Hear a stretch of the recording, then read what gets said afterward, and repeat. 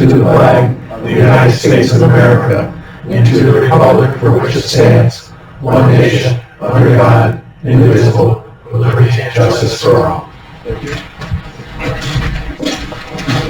Eddie called city maybe they not be able to make it this morning.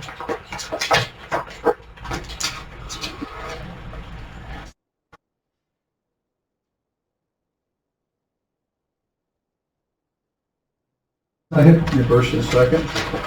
Any discussion? All in favor? Aye. Anybody opposed? Thank you.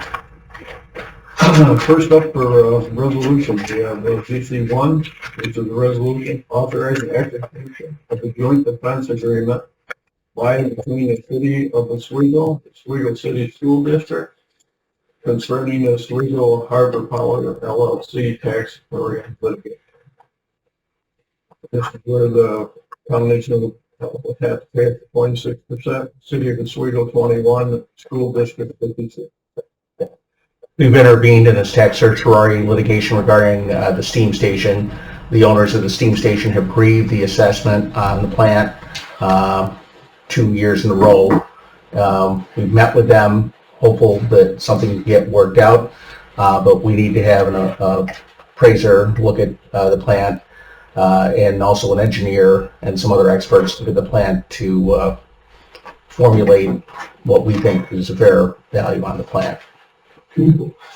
And this shares the costs equitably between the jurisdictions based on tax rate, or close there too. Do you know if that includes the substation out front of it? I believe the substation may be grid. Corey, do you know? Off the top of my head, no, but I do think you're right. I think it is grid that has the substation. The substation. So is that a separate? It probably falls under a franchise assessment for utility. Yeah. But it's the plant itself, both stacks. Physical building and Yeah.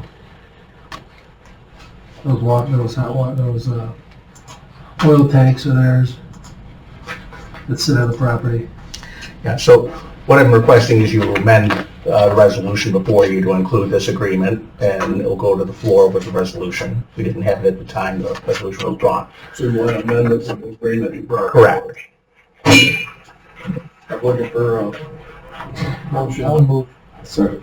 We have a first and second. This is for the amendment. Any discussion? All in favor? Aye. Anybody opposed? Okay, and now on the original amendment.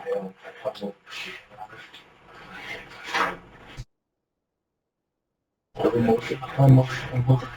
Okay. I'll second. We have a first and second. Any discussion? All in favor? Aye. On resolution number 2, is resolution denying administrative correction of tax refund for credit pursuant to New York State Bill property tax law 55556 and the real property located at 865 County Route 7 in Howell. This is going to have to be amended down in the second whereas for Gerald and Mary Ann, supposed to be Hartman, but not Hartman.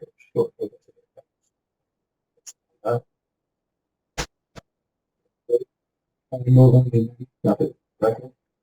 Any discussion? All in favor? Aye. Anybody opposed?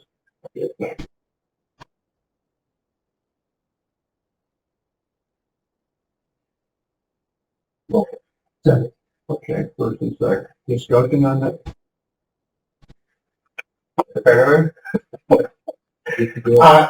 I mean, it's kind of confusing, but to boil it down simply, they want us to correct a missing exemption they never applied for.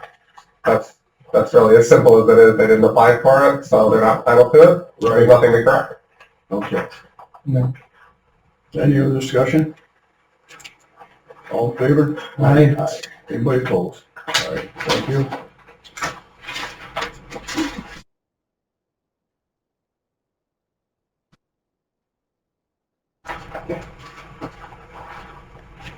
Resolution number 3 is a resolution authorizing budget modification department of public defender for holiday premium in the amount of $1,500 for salary wages working on the holidays. So first, First, second. Any discussion on it? Right. I'm just wondering how much, the paralegals are coming in on holidays?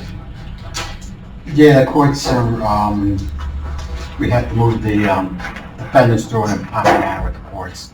And so the attorneys need assistance in getting the paperwork and information from the clients.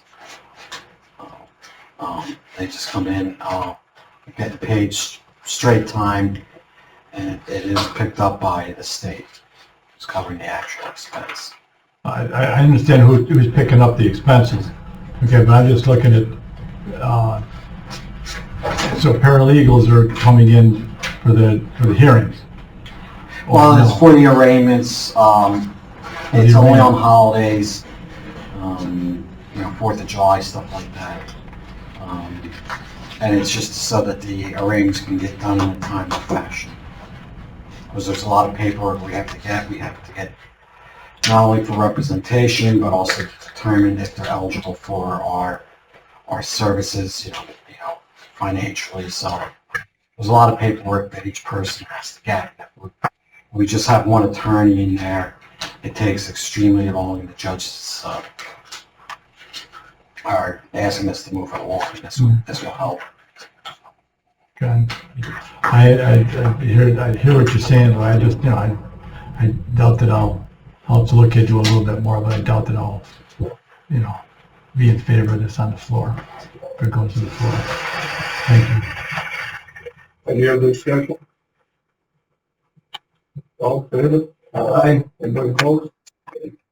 Okay. Motion, number 4, resolution appointing an individual to fill a vacancy in office of county legislator in and for district, the 17th legislative district.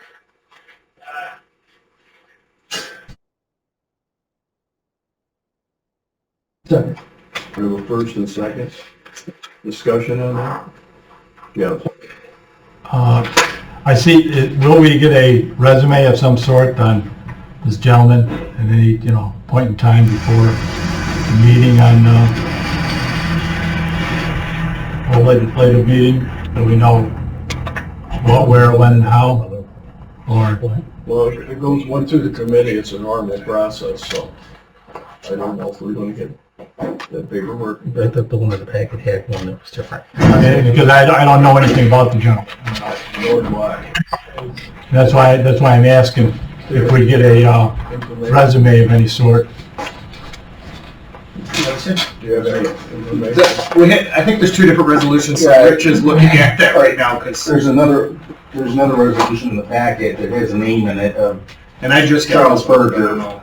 But the resolve should be amended that following roll call vote, Charles Berger, after receiving majority vote, is hereby appointed. So resolve needs to have a name as well.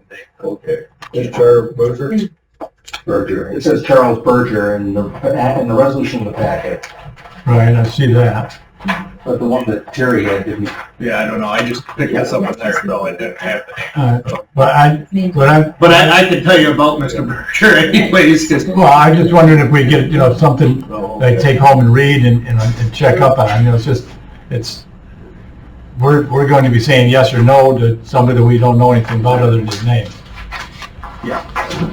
Oh, okay. And he happens to be a Republican, so.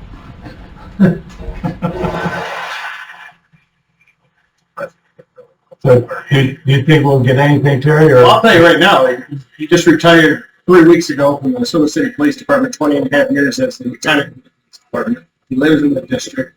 He is invested here. He owns a karate studio right over there. He's like a master, whatever you call it, a black belt or whatever in that. But I'll let Mr. Berger reach out to you if you have concerns about him. So I'd just like to see a resume, that's all. Yeah. Okay. What police department? Oswego City. City of Oswego. Okay. So we have a first and second? Yeah. Yes. Okay. Any other discussion? All in favor? Aye. Anybody opposed? Did we need to adjourn? Yeah, I think you do to have it resolved. We have to Changed. change the result. Instead of candidate, you need to put the candidate's name in. Yeah. So now we got my movement to modify the resolution, and you want to control this. So we'll vote on the amendment now? Yes. All right, so I have the first and second on that. Any other discussion? All in favor? Aye. Now back to the amendment, which. Another motion? Yeah. Voted. Already did that. Okay. Vote again, and the resolution. As amended. As amended. Okay. All right. Any discussion? All in favor? Aye. Thank you. Resolution number 5 is resolution amending the Medicaid compliance plan related policies for the Oswego County. This keeps us in line with for New York State. Well, second, first and second. Anything you want to add to that? It's required, we have a plan, we're amending the plan, the county bills Medicaid and also has contractors bill Medicaid, and we're required to have policies in the plan as a result. It's changes, I see you changed the places. It does change some things. It is required, we recommend approval.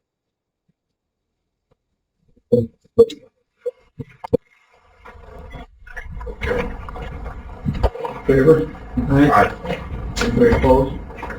Thank you.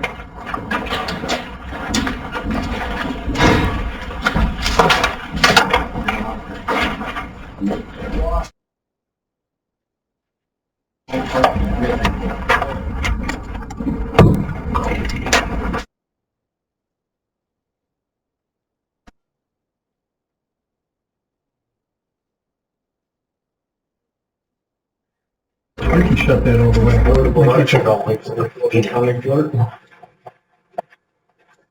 Well, good morning, everyone. I just wanted to go through, I'm passing out a press release we sent out in the middle part of January regarding our fraud alert system. I just want to run you through real quick if you have constituents that are asking. What this does is this puts an alert in your name in my office through our software system that we have. Anything that's filed for the most part under real properties, under the real property side of the office will basically be flagged and you'll get sent a message on what it is. If it's something that you're, that seems a little wonky, you can then reach out to the office or come on in and see exactly what it is. This has been something that a lot of constituents have asked about.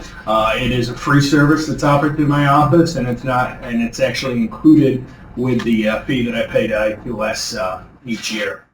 So I just want to run you through on the county clerk's website. You're just going to go over to services. You're going to go under deeds and mortgages. It's also, well, I don't know if it was under there.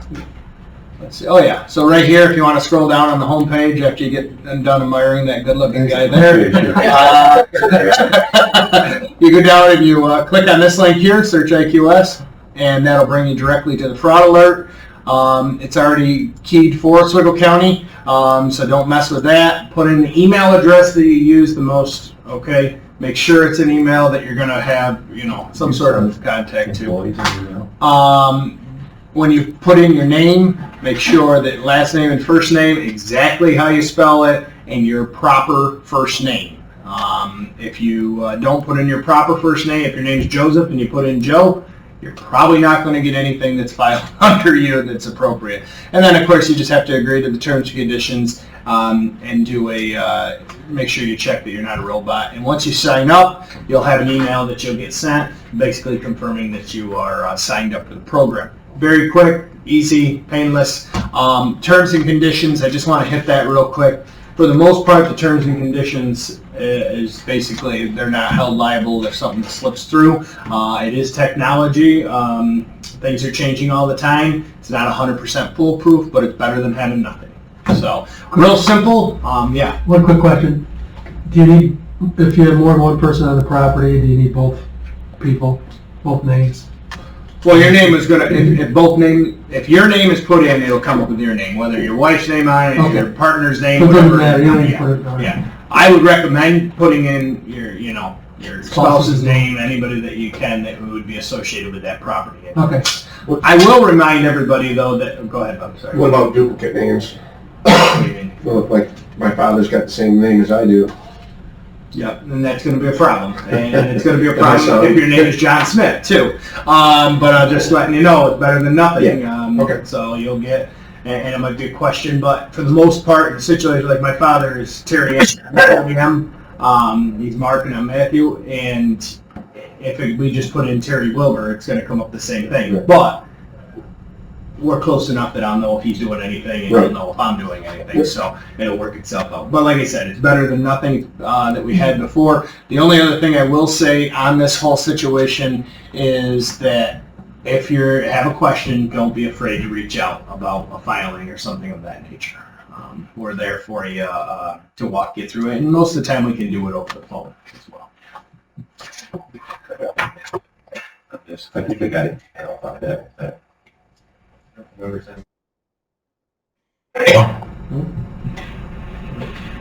it was fraud. Maybe it was fraud. And then you do have a way of going in and clicking manage and take your name off if you don't want it or something. The other thing I wanted to bring to everyone's attention is when it comes to the clerk's office, we're finalizing our end of the year report as we speak. So you'll have that for your March meeting in a brief summary of the happenings in the office. The other thing is I am working on, we have a portion of our mortgage that is a mortgage tax expense. That money is already collected, but it's what we can ask for back from the tax and finance department.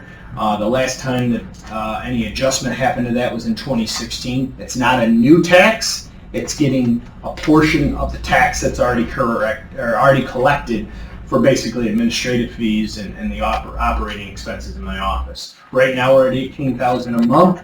I'm going to be applying for a new amount.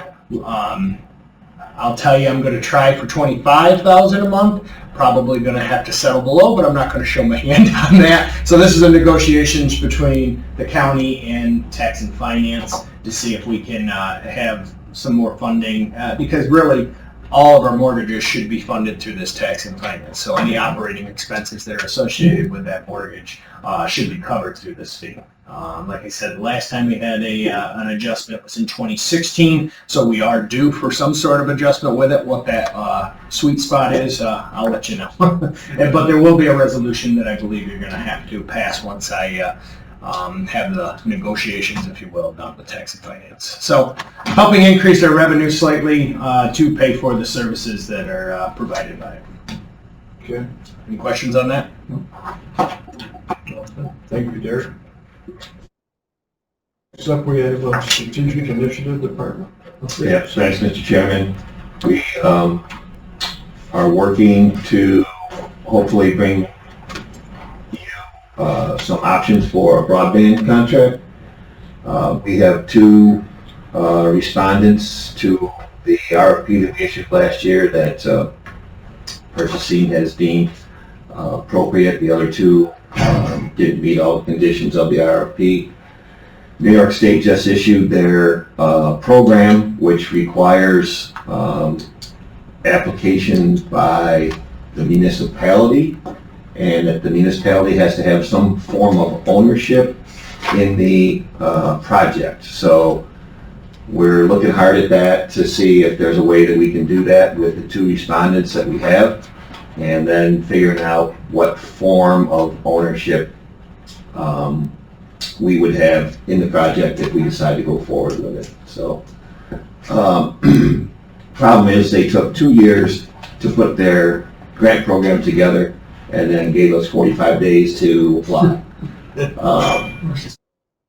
There's three times this year that you can apply: March, April, and June. They're encouraging people who are trying to reach the customers who have no service or are underserved. They're encouraging those municipalities to apply in March.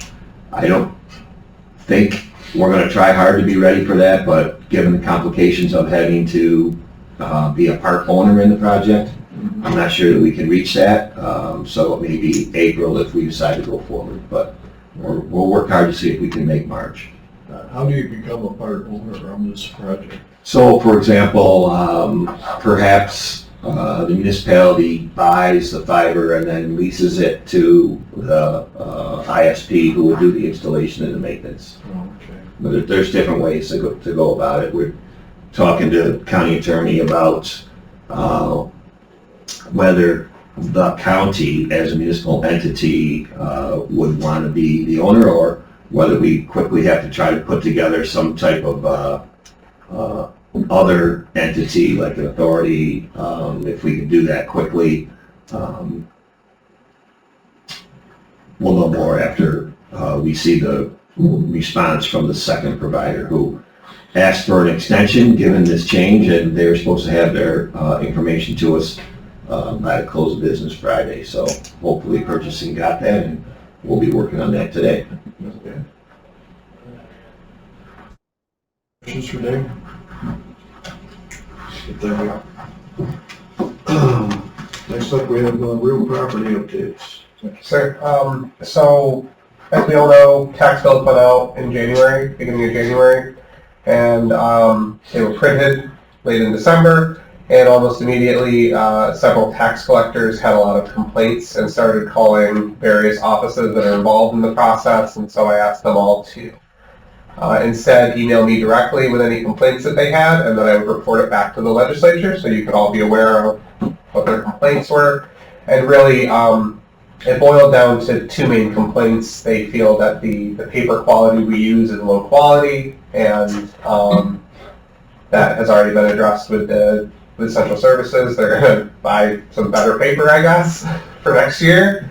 But don't spend my tax money. You're right. And Don't raise the yeah, and then their other complaint was that they feel their timeline is too short for when they receive the bills. And I can say that I think Veronica and I can both attest that the timeline is very short for everyone involved. So Yeah. I don't know if there's really any solution for that, but I know at least on our end we're going to start earlier, I think, right? So, but I don't know if that's going to help them in getting their bills sooner. But Bottom line is, we can't do anything till after the county budget. exactly, there's really Comes no. up every year. Guess what? Yeah, And we had them out within a week, we were printing. we were printing within 2 business days, which is very, very, very good. So, but like I said, they wanted to voice their concerns, and so I had it due to me, and I'll let you know what they're saying. So, What's the large number? see, 12 responded out of 24, so about half the municipalities, or exactly half. 4 were positive or neutral comments, 8 were negative. So I'm going to assume that 12 that didn't respond were also kind of either positive or neutral, or just didn't care enough to say anything. I just find this one amusing. I asked one of my staff to summarize their complaints for me, and he wrote that one of the towns, the rubber bands folded the bills a little bit, which was immediately solved by them taking the rubber band off. So that's one of their complaints. What do they mean by the paper? Yeah. So Look at that one. the perforated paper that the bills come on, it's, I guess, a really light paper, so when they send it through their mail machines, it gets stuck a lot. So they'd like it to be like a heavier bonded paper so that it goes through the mail machines easier. And along with that, there, because of the quality of the paper, some of them were teared on the perforation to begin Yeah. with, I guess. Because they all called me. Yeah, that's okay. Yeah, they called me on everyone. Get the bill, they figure the county clerk gives out the bill, we don't. Yeah, So this is the folded statement we get in the mail, that Yeah. the complaint is too light. it's too late. I don't know that you're gonna just be able to turn around and get a heavier weight paper for that. That's not something, I think it was different from what we've used in the past. It was different, and the main reason was during COVID, the stock that we used, the company went under and just wasn't making it anymore, so Central Services switched to whatever was available at the time during the paper shortage. And, I mean, it was significantly cheaper, so they just kept ordering it every year. But maybe it is time to go back to what we were using pre-COVID, which was a little bit heavier, a little bit I'm not gonna say very much more expensive, but maybe a few cents more per copy or something, I'd so. be surprised if it's available. Yeah, but to defend them a little bit, it is a service they pay for because we charge them back for the printing, so we probably should provide a better service, I guess. Any other questions? Okay, we'll move on to the public defender. We're up and running, taking almost all the arraignments. We're probably up around 85% of the arraignments, so we're taking a lion's share of criminal cases. The one big thing we have coming up is we have a meeting with the judiciary at the end of this month to go over arraignments. The system they have now has a lot of extra appearances built in. We're trying to see if we can get it changed, knock out those appearances, which will ultimately save everybody some money. So that'll be at the end of the month, and hopefully I'll know next month on that meeting. Are you fully staffed now? The support staff's full. I'm short 4 attorneys. I have, knock on wood, I have 2 attorneys that should start by the end of the month, so it's just about there. We're staffed enough where we can handle everything. Any other questions? All right, thank you. We have nothing from us. Side council here. County administrator updates. You have anything? I'd be remiss if I don't just add on, I was going to say this is the Bob had a question, but under section 291 of real property law, I'm still required to send out the hard copy notices of any residential property transfers to the previous owner, just so everybody knows that doesn't stop. So if you sell a piece of property that's in your name, I'm still required to send out that notice. So because of this fraud alert, that's just an extra added on to that. Just wanted to make sure that's clear with everybody. I have a question for the public defender. Question for you. You're saying 85% you're taking? Yeah. 15% is still out there? Yeah, conflicts, like if 3 people got it, or a couple weeks ago, 3 people got arrested with guns, we could take one, we couldn't take the other, so it's mostly conflict of interest. Okay, so who handles those? That goes back to the sign. In terms of hours, are those big hours that they're sending back? It all depends on the case. The way the state does it, they give it, depending on the type of case, they give you an average of hours. Well, like a misdemeanor, the state says should take 6 hours. A regular felony, state says should take you 17 hours. And then violent felonies, bank robberies, murders, rapes, that should take you about 37 hours. So it's all based on that. So 80% of the cases in the county are all misdemeanors. Okay. So if you look at it, of the conflicts, 80% of them are misdemeanors. So it shouldn't be big money. So are we looking, of the 15%, how many are in that category of the higher hours? Well, I don't have a breakdown for you, but it's basically 80% would be misdemeanors, about 15% would be regular felonies, and then 5% are. Of the 85 you're taking in? No, I'm not sure of your question. Well, you're saying 15%. I'm trying to get an understanding is what cases, are you just doing the minor stuff, or are we actually taking some of the? No, we take all the cases. A conflict means if we represent somebody who has an interest that is of somebody else coming in, we can't take that new case because of conflict with that client. It's not based on severity of the case, it's just based on the people involved. Okay. So we're taking all the violent felonies, misdemeanors, unless there's a conflict. Okay, so that's okay. But the 85% you're taking are the 2 cities, correct? Which was No, the whole county. You're taking 85% of the whole county? Yeah.